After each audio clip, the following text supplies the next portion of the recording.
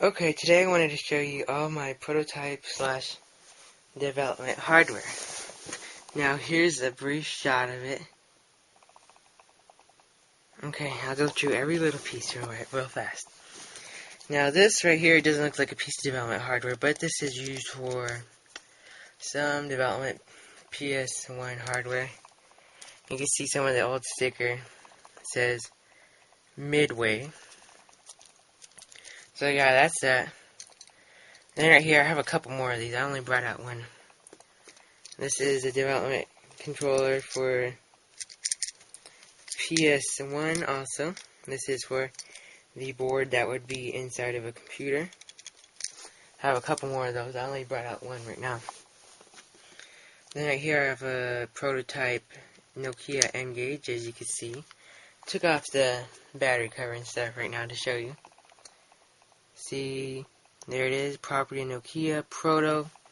Then this one's also the same thing. This is an original N-Gage. This also is a prototype. Interestingly enough, let me see real fast. This one's made in China like most of them, yeah, but all the N-Gages I have say made in China. This one also says Proto property of Nokia, but interestingly enough, this one says made in Finland, so I don't know what that's all about, but put those aside real fast. Here's another thing I have a video of. This one's hard to shoot. This is a hologram for the unreleased Atari Cosmos system, 1981 Atari Inc. C. You should look up, if you don't know what the Atari Cosmos is, it was a system they were planning on releasing, but they never did. Here's the hologram, pretty cool. Pretty cool little hologram. So let's move along. Here's a controller to the NetEuro Z. Here's the NetEuro Z. It's kind of dusty right now. I should have probably dusted it off, but oh well. Moving along. Here's a development Game Boy Advance cartridge. This has... Still don't remember what this has on it. I keep forgetting. But, and then here we go. Here's some prototype little chips. Irrational Software. I have no idea what this is. Looked at this address. It's like some house or something. Don't know what those are. Some little chips. This one right here actually says, see if I can get the focus. Don't think I'm going to be able to get the focus, but this one right here says, wait, it's not that one. That one says Tandy. This one says Atari, 1982. Then right here I have a prototype Atari 2600 cartridge. Oops, there's, put the Zach over. There. Let's see, here's the manual to something I'll show you in a minute. Here is the IS Nitro catcher. Here is the Atari 5200 Diagnostics cartridge. Here's a little add-on for the Amiga CD32, and if you read the bottom, see if I can get the focus. This is an engineering sample. That's interesting. When I got it, I just grabbed it.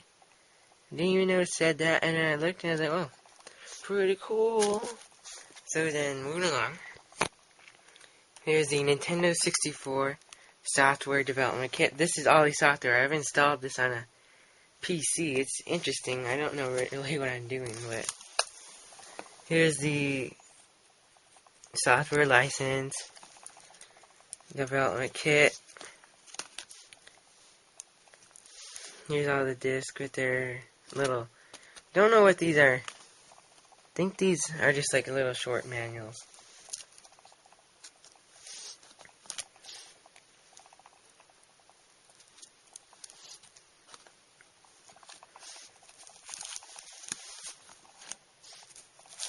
Some of these documents are interesting, actually. It talks about the 64DD quite a bit, but as most of us know, nothing really came of that. There's some phone numbers. Probably shouldn't be showing you those. I don't know if they're any good anymore, but I don't know. I never tried to call them, and I probably never will. Okay, here's the Intellivision test cartridge. Now, this isn't the actual real box, because these things didn't come in boxes in reality. This is a reproduction box that is pretty cool. It cost like $10 for this box. It wasn't bad. Here is the Sony PSP DP T1000. Yeah, I was trying to think. Here it is. I have a video on this. You want to see it? It's pretty cool. You could load games off DVDs, power. Here's the connector. I have it unplugged right now. Here's the system. It plugs in with this cord. I have another one right here.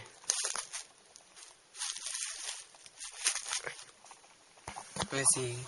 Moving along. Here's a debug Xbox. Now what makes this one so special is you could actually see a video of this one, but this one has an unreleased Xbox game on it called Tiltronica. Now if you look at some of my older videos, you could view a video of this debug Xbox and Tiltronica. The video will be called, I believe, Unreleased Xbox Game Tiltronica or something like that.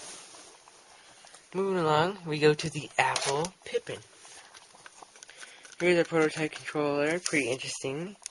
It's clear. I've never seen another picture of a clear one on eBay before. Pretty cool. The only cooler controller I've ever seen for the Pippin besides this one is, I think the controller is it, but there's a gold colored Pippin. I would love to get that. I think there's only like one of them in the world though, and it's at some computer museum, so odds of getting that ever were slim. This right here, I'll show you the modem for it first. This is, it says for evaluation only. This has not been approved by Federal Communications Commission. This device is not and may not be offered for sale or use or sold least until approval of FCC has been obtained. Here's the, it says right there.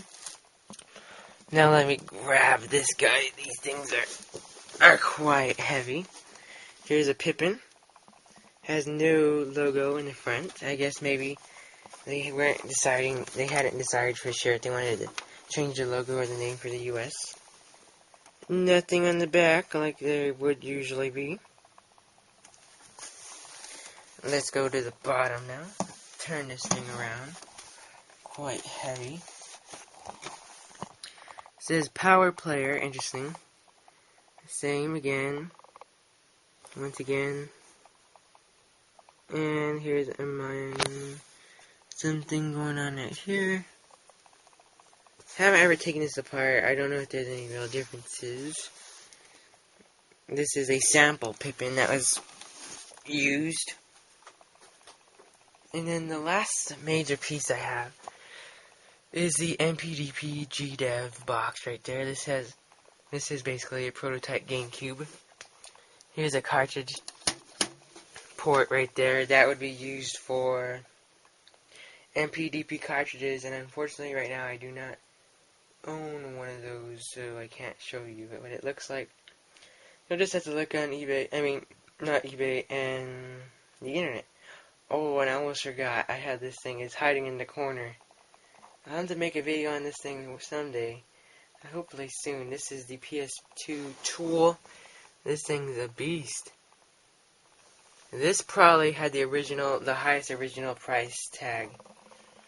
Like the blue box, that right there costs, I believe, $5,000. This costs around that price. This right here costs $700. Now, pretty much most of this, I have no idea how much it costs, but this right here, I'll give you a hint. I'll give you a second to guess how much you think it costs. And you're probably, most of you thinking it's probably a couple thousand, and I'd have to say you're pretty far off. This thing, when it was originally released, cost $20,000. So yeah, I imagine that developers probably didn't buy very many of these.